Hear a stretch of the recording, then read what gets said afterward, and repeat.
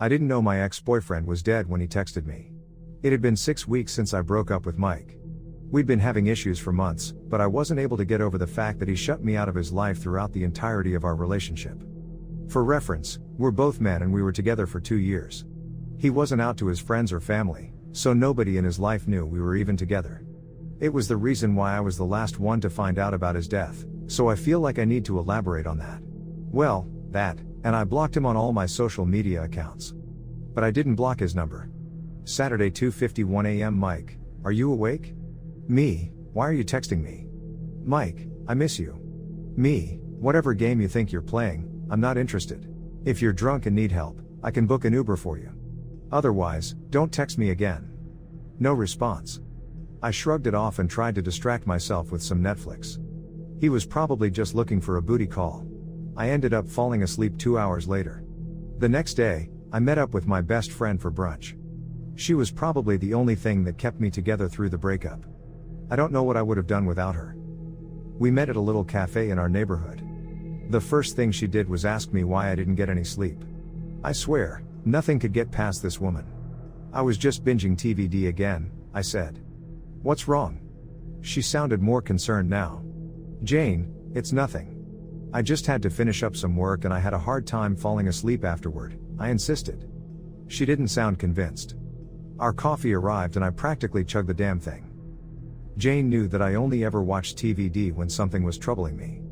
I could feel her gaze on me from behind my cup.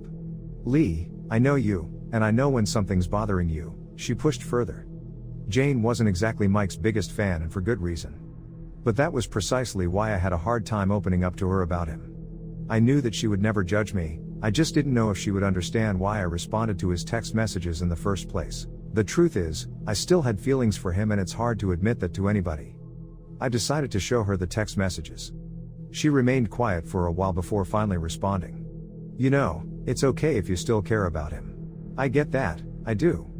Do you want some advice or do you just need someone to listen? What she said shocked me. I have this bad habit of thinking the worst of people even if I know that they have good intentions. I guess trauma does that to you? Advice, I decided. I let out a breath I hadn't realized I was holding in. I need to stop pushing people away. Like I said, it's okay to care about him, I just don't think it's a good idea to let him back into your life again. Ultimately, it's up to you. But given his track record, I would highly recommend against it. She held my hand as she said this. Thanks, I know. I just feel like we didn't have the closure we needed, I said hesitantly. Honestly, I kept wishing he would show up at my doorstep and beg me to take him back at some point. But I moved to a new apartment 2 weeks ago and he doesn't know my new address, so that would have been impossible now. I was never going to say that out loud, though. If that's what you need to get over him, then go for it. We talked a bit more over brunch, eventually said our goodbyes, then I went home.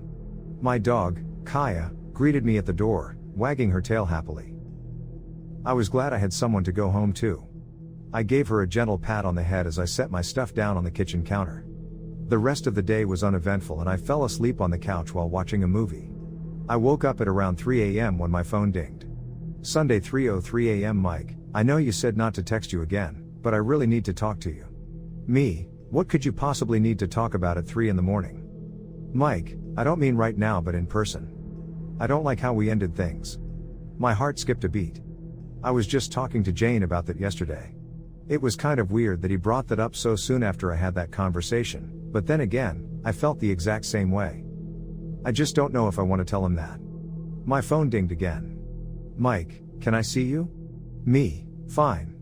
You can come over tomorrow. But I recently moved. It might be a bit of a drive for you. Mike, that's alright. I texted him my new address and he said he'll see me soon. I went back to sleep when our conversation ended. When I woke up, the sun had just started to rise. I was kind of expecting not to get much sleep anyway. I got ready for the day and had some breakfast. I decided to take my dog to the park to clear my head. I still wasn't sure if seeing Mike again was a good idea.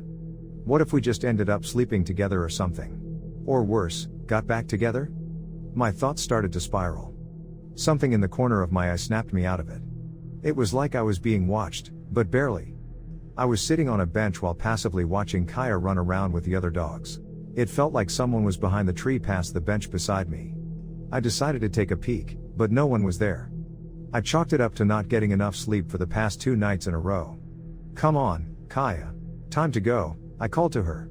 She ran toward me happily and I gave her some treats and a hug before getting up to leave.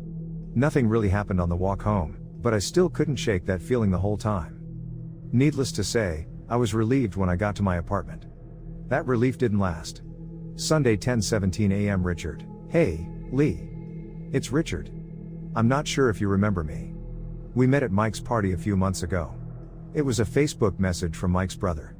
Me, hi, yes, I remember. What's up? Richard, this might be a bit overdue, but honestly, between the funeral and the grieving, it's been kind of hard to get the news out to some of Mike's newer friends. I just wanted to let you know he passed away last weekend. I almost wanted to ask him if he was sure. Luckily, I stopped myself in time. That would have been insensitive. Of course he was sure. Me, I'm sorry for your loss. Thank you for taking the time to let me know. Sorry if this comes across as insensitive, but can I ask who currently has his phone?